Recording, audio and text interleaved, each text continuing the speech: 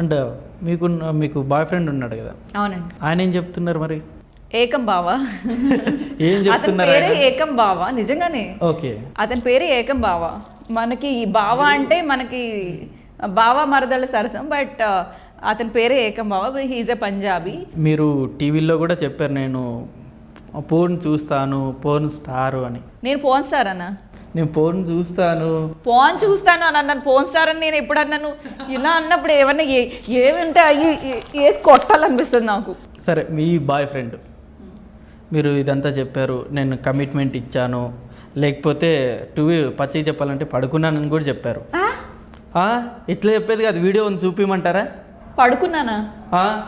Commitment ఇచ్చాను cinema కోసం, first offer కోసం నేను కమిట్మెంట్. నా బాయ్ ఫ్రెండ్ గురించి అడుగుతున్నారా, కమిట్మెంట్ గురించి అడుగుతున్నారా? ఈ మాట విన్న తర్వాత మీకు ఏమనలేదా? ఓకే, ఇది బాయ్ ఫ్రెండ్ తో కమిట్మెంట్ కదా, ఆఫర్ కోసం కమిట్మెంట్. అదే కదా, ఆయన ఎక్కడో చండీగఢ్ లో ఉన్నాడు, నేను ఎక్కడో ఇక్కడ ఉన్నాను. మా ఇద్దరికి తెలియకుండా మా ఇద్దరికి ఎప్పుడు జరిగిపోయిందా? మీరు అందరూ కలిసి శోభనం చేస్తారేమో అని నేను అనుకుంటున్నా. కాదు, మీ బాయ్ ఫ్రెండ్కి అంటే మీరు ఆఫర్ కోసం కమిట్మెంట్ ఇచ్చినప్పుడు ఈ మాట బాయ్ ఫ్రెండ్ తెలిసి ఏమన్నారు? ఈ ఇండస్ట్రీలోకి వచ్చిన తర్వాత అన్నీ అందరికీ తెలుసు. ఆయన ఈ ఇండస్ట్రీలోనే ఉన్నాడు. He is also a singer and he know that everything will be there.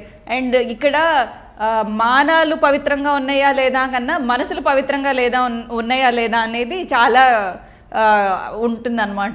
అయిపోయిందా లేదా, ఎన్నిసార్లు అయిపోయింది, ఇలా ఎవరు అడగరు. మీ మనసు అంటే పవిత్రంగా ఉందని మీరేలా అనుకుంటున్నారు? నా మనసు చాలా పవిత్రమని నాకు ఎవరికి వాళ్ళు చెప్పుకుంటారు, కానీ ఎవరికి వాళ్ళు చెప్పుకుంటారు, కానీ మీరు మాట్లాడిన మాటలు మరి వల్గర్గా ఉన్నాయిగా. ఏంటి ఇప్పుడు మీ నాన్న 100 బూతులు తిడుతున్నాడని చెప్పి మీ నాన్న చెడ్డోడా? మీ నాన్న వెళ్ళి చంపేస్తావా? అరే కొడితే చచ్చిపోతున్నా కొడక అంటే ఇంకంతేనా? మీ నాన్న చంపేస్తారు వెళ్ళి? వల్గారిటీ వేరుగా. వల్గారిటీయా? ఇప్పుడు వల్గారిటీ అంటే ఒకటండి, చాలా పెయిన్ఫుల్ సందర్భాల్లో వాడాల్సి వస్తుంది. అంతేగాని మాట్లాడితే మాదాపూర్ అనేంత దురద ఎవరికి ఉంటుందండి? ఎంత రగిలిపోతే వస్తాయి అవి. యాక్చువల్లీ నేను అంటే మీ వీడియో మీ అమ్మగారు కూడా మీ నాన్నగారిని, బాబోయ్ మీతో చచ్చిపోతున్నాను, అసలు మీతో వేగలేకపోతున్నాను, ఏ జన్మలో ఏ పాపం చేశానో మిమ్మల్ని నా మొగుడిగా తగలేశారు, చిచ్చి ఇలాంటి బతికితే ఒకటి చస్తే ఒకటి అని అంటారు. మళ్ళీనేమో మీ నాన్నగారు రాగానే ఏమిటి ఈరోజు ఏ వంటలు వండడం ఏమిటి అనగానే మళ్ళీ కరిగిపోతారు. ఆడోళ్ళు మగవాళ్ళు ఇంకంతే, ఇంకా తిట్టుకున్నంత మాత్రాన ఇంకా మీకు నాకు సంబంధం లేదు అన్నట్టు ఉండదు కదా. ఓకే, మీరు టీవీలో లైవ్లో చాలా అంటే ఇందాక అన్నట్టు వల్గార్గా చెప్పారు. మీరు బయటకు వచ్చిన తర్వాత ఈ యాంకర్ గారు ఇప్పుడు చాలా కబుర్లు చెప్తున్నారు, బయట ఎన్ని బూతులు మాట్లాడతారో మాకు తెలియదా? బయట మాట్లాడడం వేరు, లైవ్ లో మాట్లాడడం వేరు. ఓహో, అలా లైవ్ అంటే కొన్ని కోట్ల మంది చూస్తూ ఉంటారు. కరెక్ట్, మీరే ఒప్పేసుకున్నారు. కొన్ని కోట్ల మందికి మా పెయిన్ తెలియాలి కాబట్టి మా పెయిన్ మేము అది ఎంత స్ట్రగుల్ ఉంటే అది బూతులు వస్తాయో అది వాళ్ళు అర్థం చేసుకోగలరు. ఓకేనా? పెయిన్ చెప్పాలంటే ఈ రకంగా చెప్తేనే అర్థమవుతుందా? అవుతుంది. నొప్పి వస్తుంది అని నొప్పి వచ్చే లాంగ్వేజ్ లోనే చెప్పాలండి. అర్థమైందా? అంటే వేరే వాళ్ళు చూస్తుంటారు, పెద్దవాళ్ళు. ఏమండి మీకు ఒకటి చెప్తున్నాను, సరే వల్గర్ అంటున్నారు.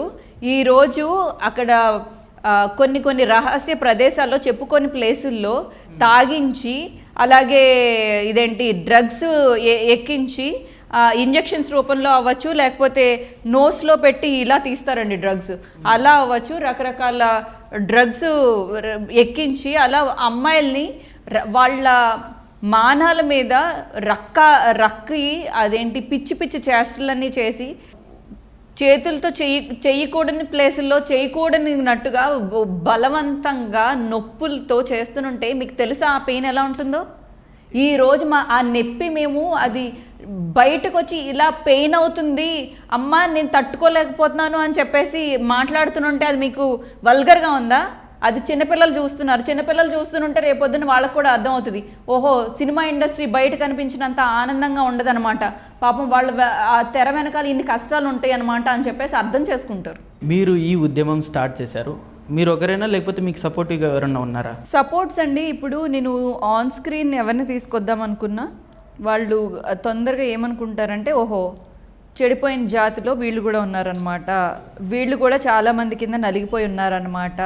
సో ఆ ముద్ర వేయించుకోవడానికి ఏ అమ్మాయి ఒప్పుకోదు. అందుకని ఆన్ స్క్రీన్లోకి రావడానికి కొంచెం ఇబ్బంది పడుతున్న మాట వాస్తవమే. కానీ బట్ రేపొద్దున్న చంద్రశేఖరరావు గారి దగ్గరికి వెళ్ళాల్సి వచ్చినా, కవిత గారి దగ్గరికి వెళ్ళాల్సి వచ్చినా మేము డైరెక్ట్గా అక్కడికి తీసుకెళ్తాను అమ్మాయిని. ఎందుకంటే చాలామంది ఆల్రెడీ ప్రూఫ్స్తో సబ్మిట్ చేస్తున్నారు ఈరోజు. సో ఇంకా మరి ఆధారాలప్పుడు మరి రావాల్సి వస్తుంది కదా. అంటే ఏమైనా కంప్లైంట్ ఇచ్చారా, ఏమైనా పోలీస్ కంప్లైంట్ లాంటి? ఇంకా ఇప్పటి వరకు ఏం అలా ఆలోచించలేదండి. సో మనలో మనమే సెట్ చేసుకుందాం, ఫ్యామిలీ ప్రాబ్లం అని అనుకుంటున్నా. అంటే సెట్ అంటే నాకు తెలిసి ఇంకా 1-2 రోజుల్లో ఏమన్నా ఒక మూలకి రావాలి. సో ఇంకా వాళ్ళు ముందుకు రాలేదనుకోండి, అప్పుడు మనం చూద్దామండి ఏం చేయాలని. అంటే మీరు ఉద్యమం దేనికోసం స్టార్ట్ చేశారు? అంటే మీకు తెలుగు వాళ్ళకి ఆఫర్లు ఇవ్వాలన్నా లేకపోతే? చెప్తా అండి. అయితే మీకు ఫస్ట్ తెలుగు అమ్మాయిలు మాత్రమే ఇక్కడ వర్క్ చేసుకోవాలి. కొన్నాళ్ల పాటు పరభాష నటించే వాళ్ళని ఆపాలి. ఓకే. రెండోది అండ్ కోఆర్డినేటర్స్ వ్యవస్థ సమూలంగా నిర్మూలించాలి.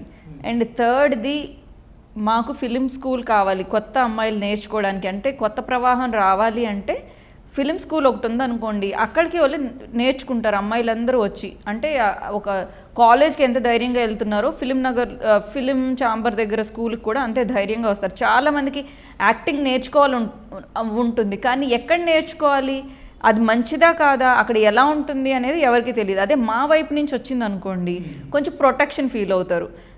మళ్ళీనేమో ఫోర్త్ థింగ్ ఏంటంటే ఏమైనా సెలక్షన్స్ జరగాలనుకుంటే కనుక అక్కడ ఛాంబర్లోనే అక్కడ ముందు బుక్ చేసుకుని అక్కడ ఆడిషన్స్ నిర్వహించుకుని వాళ్ళు సెలెక్ట్ చేసుకుని ఉండాలి.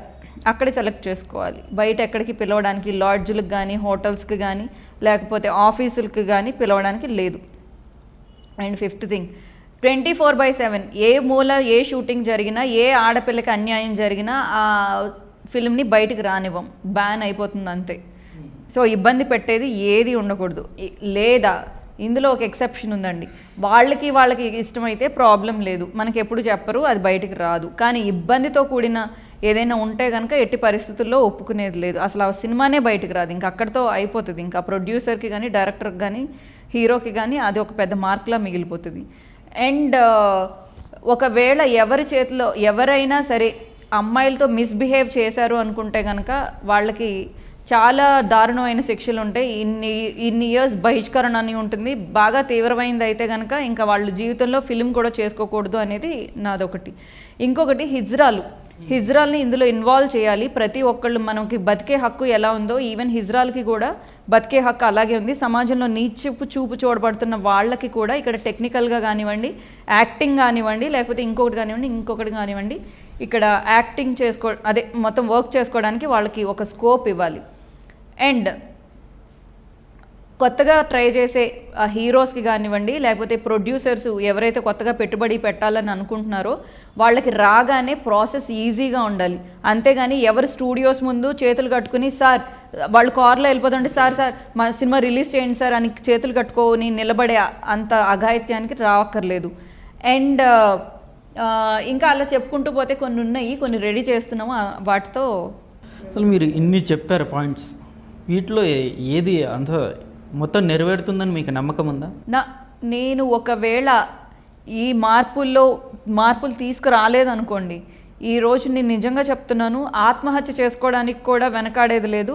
ఛాంబర్ ఎదురుగా వెళ్ళిపోయి ఏదో రంగురంగుల బట్టలు వేసుకుని లిప్స్టిక్ పెట్టుకుంది, స్టైల్గా ఏదో కవర్లు చెప్తే మేము వింటామా, లేకపోతే అలా చేస్తుందని అనుకుంటామా అని మీరు అనుకుంటున్నారేమో. ఖచ్చితంగా చేసి చూపిస్తాను. ఈరోజు నాకు న్యాయం జరిగేంత వరకు నేను పోరాడుతూనే ఉంటాను. తుది శ్వాస విడిచే వరకు నా యుద్ధం దీని మీద జరుగుతూనే ఉంటుంది. అంటే ఈ పోరాటం మీరు చేస్తున్న ఒకటి చెప్తానండి, మన తెలంగాణ ప్రభుత్వం ఈరోజు షీ టీమ్స్ అని పెట్టింది.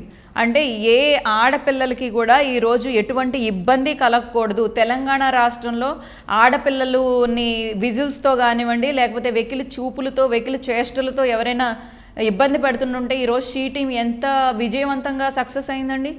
మరి అలాంటప్పుడు మన తెలంగాణలోనే ఉండింది కళారంగాన్ని పోషించాల్సిన బాధ్యత కూడా ప్రభుత్వానికి ఉంది.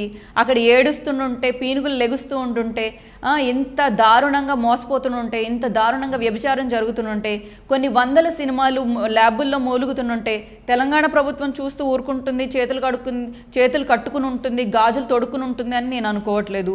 ఇది కేసీఆర్కి తెలిస్తే ఒక్కొక్కళ్ళు బెండు వదులుస్తారు. ఇది ఖచ్చితంగా జరుగుతుంది. వాడు ఎంత పెద్దోడైనా వాళ్ళని బయటికి లాగటం ఖాయం. అది అండి.